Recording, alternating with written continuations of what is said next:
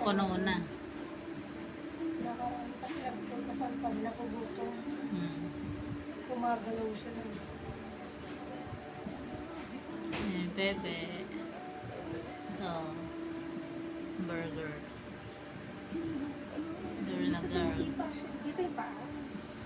Dito sumisipa. Kamay. Kamay. Ulit Kapag ang naiipin siya na pera-plaka. ito, ulo. Tapos yung kamay. Dito yung ulo niya. Dito. Kaya pag humihiga ako gano'n, nawit ako. Dito sa baba. Ayun, saan mo yung ulo dito? Sa baba daw. Ito yung bumbunan. Ulo. Kasi dati, Pag dito ko titignan, doon ko makikita yung mukha. Pero hindi ibig sabihin, nandito yung ulo. okay. That's what Kamay yung nandyan. Okay. So, dito kasi siya umano kanina eh. Gumano. Dito yung paa. Ayan. Pwede rin, nakakaabot din hanggang dito yung paa. Ay, pas nga yun pa. Dumidedi pa siya. Gutom kasi ako eh. Gutom Ganyan na nga siya siya. yung unang ultrasound namin. Oo, tinitikman-tikman niya yung kamay. Baka kulang na yung paglabas mo, ha?